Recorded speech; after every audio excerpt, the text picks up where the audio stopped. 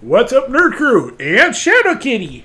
Shadow's feeling a little under the weather, so he's just going to do whatever. But anyway, I am bringing you a review of the 1985 Autobot Geologist Minibot Beachcomber. Without further ado, cue the intro.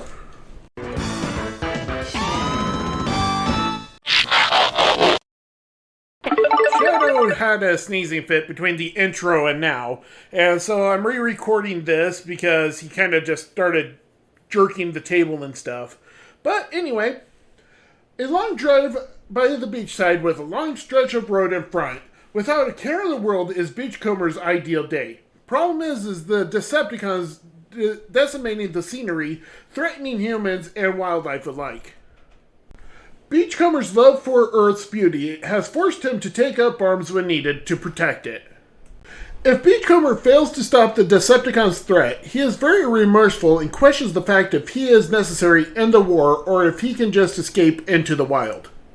Very joyous, Beachcomber speaks as if he's a surfer beach bum, which is fitting for his dune buggy alt mood. Whenever help is needed, Beachcomber is there to lend a hand.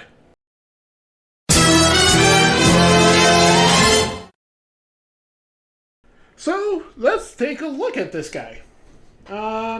He is a dune buggy, and no articulation. All that he does is roll, which is really nice for this being a vintage 1985 toy. The rubber wheels are still great here, and they still spin freely, so there's that. The only issue I have is this rub insignia.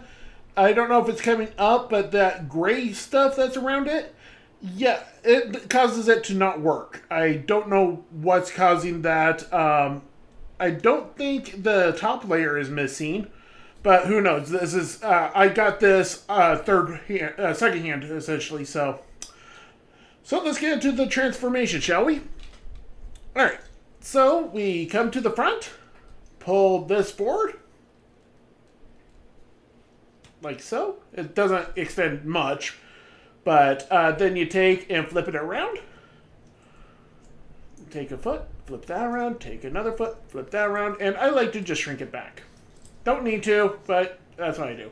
Pull out this arms, and they only pull out a very little bit, but it does give you movement. And then come in here and flip up the head. And you have Beachcomber as, I'm going to quickly transform him back to do a quick size comparison, so I'll just do this on camera. Ooh. Alright, so here he is next to my previous Transformers review, which is Wheeljack. So they are mini bots. Not micro bots, but they are mini. So they are quite a bit smaller. So there's that, just for the comparisons.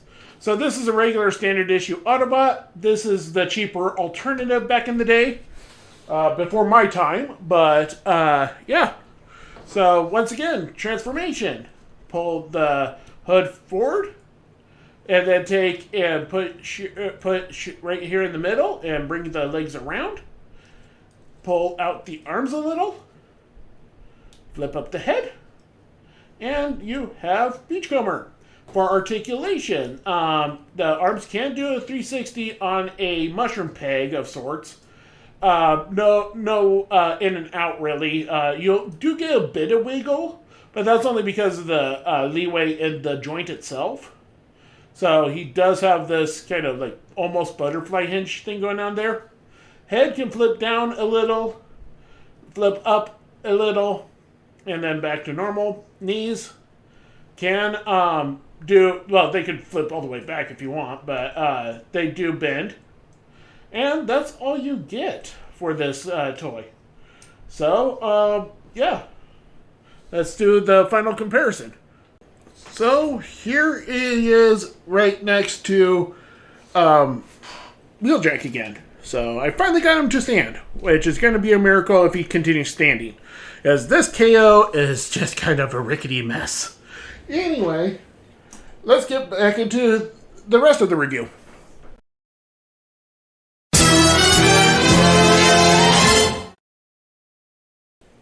Beachcomber has no accessories nor weapons since he prefers to try and resolve things peacefully and without fighting, so usually is paired with someone else that can cover him if things go south. It took me a while to warm up to the G1 Beachcomber, especially the toy, since his semi-odd proportions. Though I prefer the look of his G2 repaint, I needed the original toy for my collection, so I found a cheap one on a secondary market.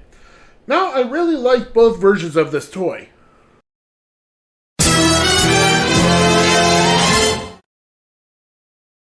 Well, I hope you enjoyed this look at Beachcomber, and sorry about the intro being so weird. I've been Nurdie J for Nurdie Boys. Shadow sends his regards, and we'll talk to you next time.